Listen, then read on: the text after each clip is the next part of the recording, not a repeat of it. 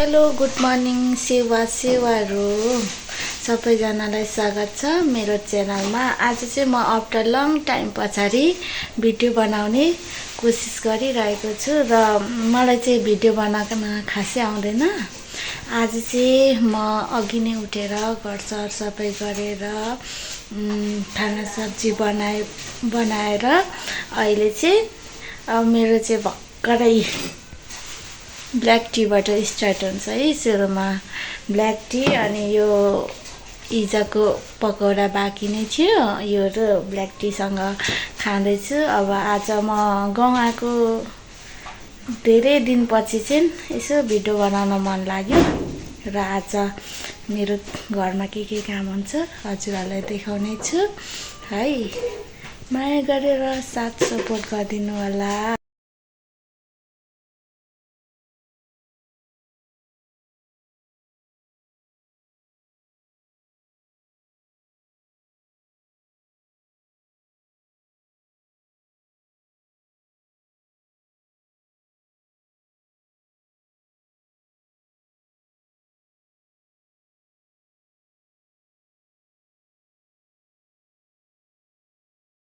यहाँ तुम्माको घरमा आएको नाङ्लो लिन। अब दाल केला पनि कति क्युट छ।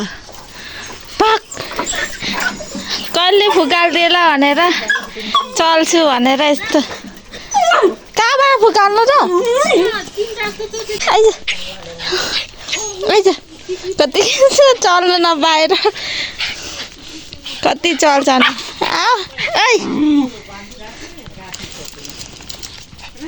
आइज चल्नु नपाएर गाई छैन। यहाँ चाहिँ यस्तो दामी फ्लावर फुल फुलेको छ। अहिले चाहिँ यसको फुल्ने सिजन हो नि त।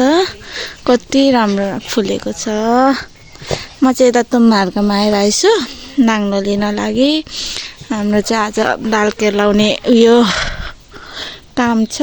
अनि त्यसपछि म चाहिँ हाम्रो चाहिँ नाङ्लो तल लगेर राखेको छ, बारीमै दिएको छैन, त्यही भएर यो नाङ्लो लिन आएको छ। आइज कुद्छ ल त। मम्मी माथि यहाँ पो छुन्छ त। आइज यिनीहरूसँग चाहिँ मान्छे देख्ने हुँदैन। यस्तो चल्छ माथि उफ्रेर। देखेन त हो, देखेन यहाँ। आइज गाइसमा चाहिँ तुम्माकोबाट नाङ्लो लिएर फर्किँदैछु। कस्तो घाम लाग्छ भने यतातिर त ढाबाको भन्दा गर्मी हुन्छ हौ, के भन्नु। यस्तो गर्मी। घर अब पुगेँ नाङ्लो लिएर। हाम्रो यस्तो दामी फुल फुलेको छ। मम्मीहरू चाहिँ यहाँ रेडी गर्दै हुनुहुन्छ। अब दाल यहाँ त झरी जान्छ क्या यो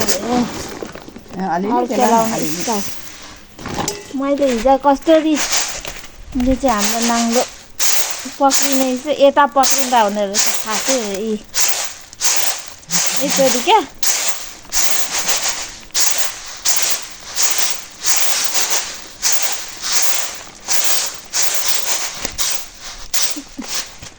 दालमा साह्रै ढुङ्गा छ क्या। यत्रो यसमा धेरै छ ढुङ्गा। हिजो मैले त्यति के लाउँदा कति धेरै निकालेँ ढुङ्गा।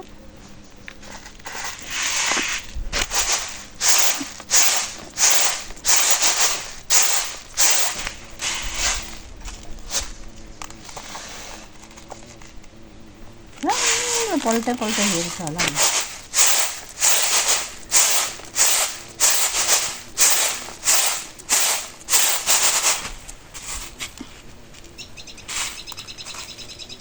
ढुङ्गा नै कति हो कति।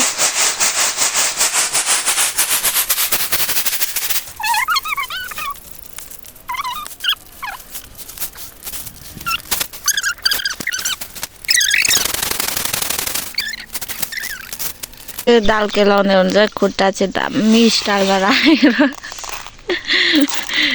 पुरै जाडो भयो भनेर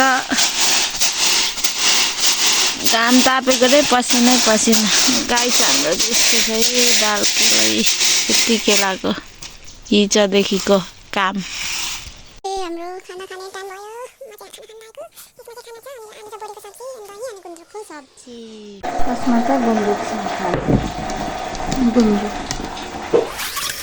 खाना पनि खाइयो अब फेरि काम स्टार्ट गाइस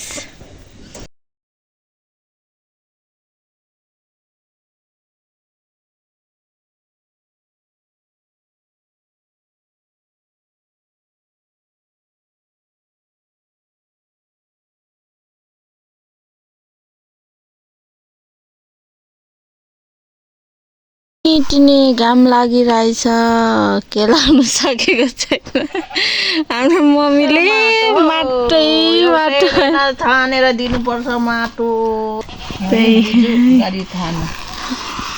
किचन हो यसमा खाना पाकिरहेको छ अब यस भन्छ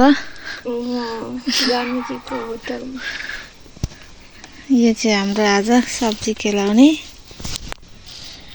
उयो बोलाएको के अरे खेताला अहिले चाहिँ दालहरू केलाइसकेर पनि खाना पकाएर अब सब्जी पकाउन लागेको हाम्रो मिनी किचनमा स्टिल अहिले पनि मेरो मम्मी अझै पनि दाल केलाइरहेको छ म चाहिँ भात पकाउँदैछु आँखा देखेन अरे अब त रात पनि पऱ्यो यहाँको नजारा यस्तो छ दिम दिम भइरहेछ